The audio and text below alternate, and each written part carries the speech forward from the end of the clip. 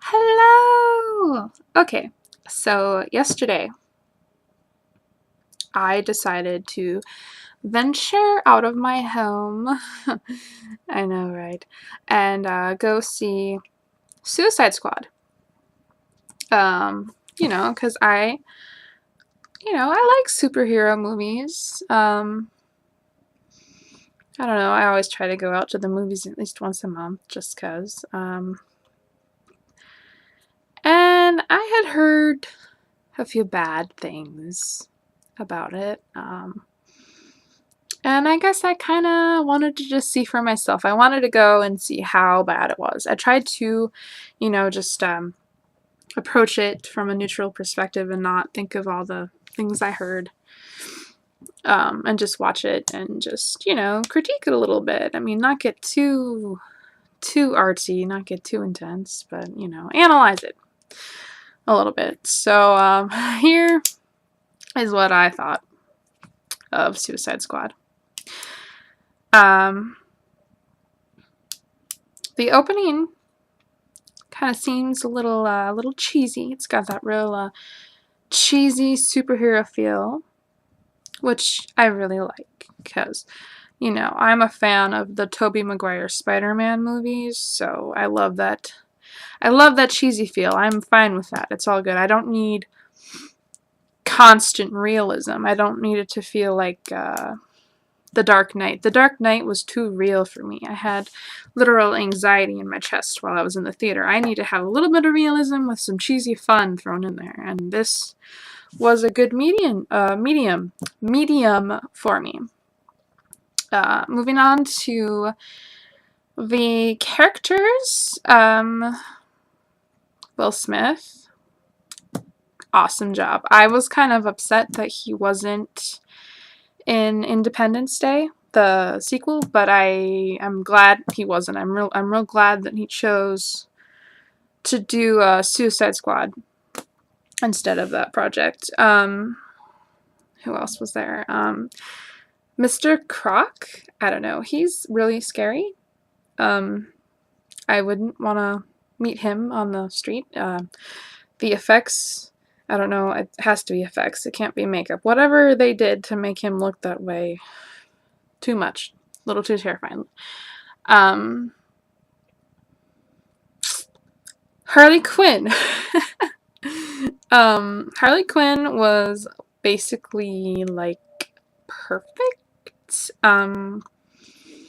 That being said, she didn't really have anything she had to live up to. This is the first time I've ever seen Harley Quinn in a movie, but she's got the smile down. She's got the laugh down. She's just got the character down, attitude down. Just that real like bubbly, crazy, girly, psycho persona. Right on with a little bit of trashy in there, but also kind of sexy too. She did perfect. The only comment I have about Harley Quinn is basically like the evolution of her ass. Which, it's nice. I'm not saying it's bad. What have I gotten myself into here? Honestly, what was the point of even throwing booty shorts on her? Because the more you progress through the movie, the more of her ass you see. The further up her crack, the shorts her go. The shorts. This is hard for me to talk about here. Like, it's literally like distracting. Like, you're trying to watch a movie and you're like, oh, look, I can see more of Harley's ass and more and more. It's like the evolution of her ass. Her shorts just keep going more and more up her crack. I mean, why don't you just put her in a thong the whole time? I mean, literally, you could make a drinking game out of it too. Every time they get a shot of Harley's ass, take a drink, you're gonna end up with alcohol poisoning. Anyway, moving on. The Joker. he probably only had like not even 5 minutes of screen time. And this Joker was kind of, I'm not really sure what they were trying to do. They were trying to put a modern twist on him, but all they did was put a really trashy gangster twist on him. And I understand that they're trying to appeal to the masses here with the bling jewelry and the grill and all that stuff. I understand that that's what's in. That's what most people like. And superhero movies, you know, they're not exactly original. You know, they're not an art film. You know, they're generic. They're intentionally created to, you know, appeal to the general population, right? So yeah, the Joker, I don't know, he was like this weird trashy gangster type thing. Jared Leto, he did okay. He didn't do good. In his defense, I mean, he has a lot to live up to, you know. He's got Heath Ledger and Jack Nicholson, and it's hard to top that. I did feel it was very unprofessional of him to say that he was tricked into doing Suicide Squad and that he thought it was going to be more artistic. I mean, come on, you're in a superhero movie. People don't have coffee and discuss, you know, they don't go to the coffee shop and discuss superhero movies. They, I'm not sure what he thought.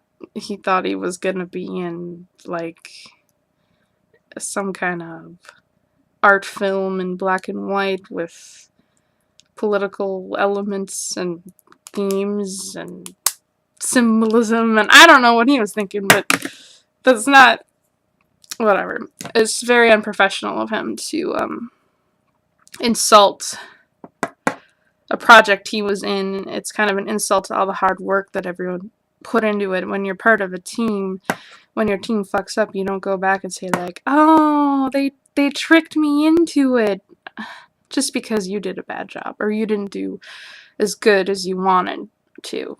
But whatever. Something I've noticed, especially in the 90s, is this multicultural sort of theme in all the movies where they have, and this isn't racism, this is just an observation, you know, they have a person from every race. You know, they have the black guy, Asian person, you know, girly chick, I mean, right? Because they want everyone to be able to relate to someone in that group, right? So I went into this thinking, well, I mean, obviously, white trash, blonde, I'm going to relate to Harley Quinn, but I really didn't. I related to Boomerang, an Australian dude who's obsessed with diamonds, steals from jewelry stores, drinks about 3 full throttles a day, and walks around with a pink stuffed unicorn named Pinky hid under his trench coat. Right? Yeah. So that was a total plot twist to see this big, huge, muscular guy chasing a unicorn around. That's pretty awesome. It's pretty cool. It's probably one of the most interesting superhero characters or villain characters that I've seen. I don't want to spoil too much. I'd say that my favorite scene of the whole movie was probably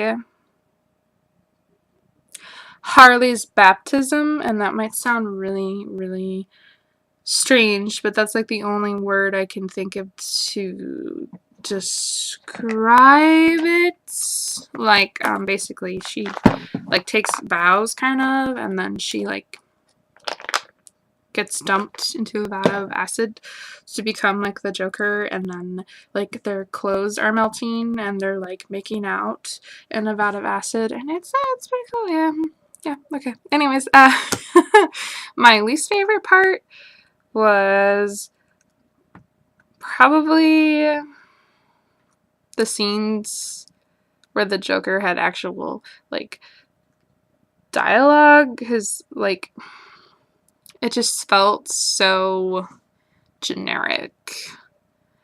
I didn't really feel like he spent much time finding his own version of the Joker. It was kind of just like a combo of Jack Nicholson, Heath Ledger, and then trashy gangster thrown in there. I'm not saying he did a bad job. I'm just saying he could have done better. I mean, after all, this is just a superhero movie. We're not gonna go down to Caribou, get coffee, and talk about it and get all artsy fartsy. We're gonna talk about other stuff. So not too much judgment here.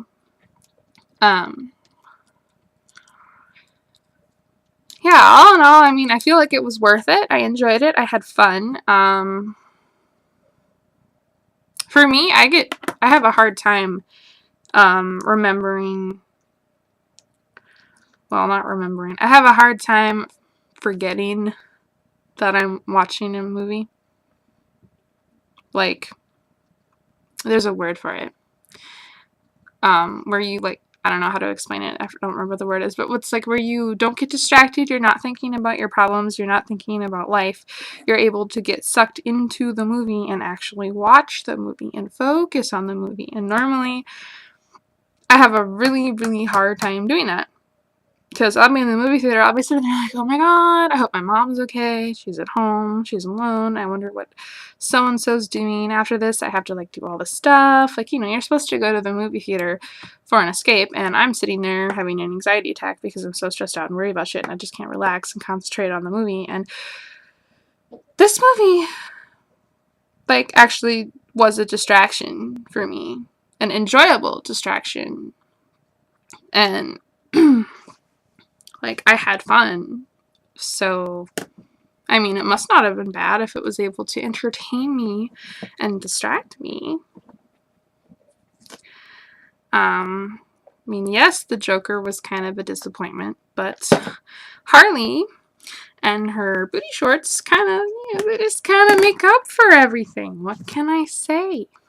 Anyways, yeah, I was very excited when I saw Boomerang's unicorn, because I have the exact same unicorn that I bought at Toys R Us like 5 years ago. So that makes me really happy. So, yeah, it's a little. Yeah, you should go see it. It's not bad. It's not an artistic masterpiece either, but whatever. If you're gonna get all critical, artsy fartsy, it's probably not your kind of movie. But if you just want to have some good old cheesy fun and see Harley in her booty shorts, go for it. Bye.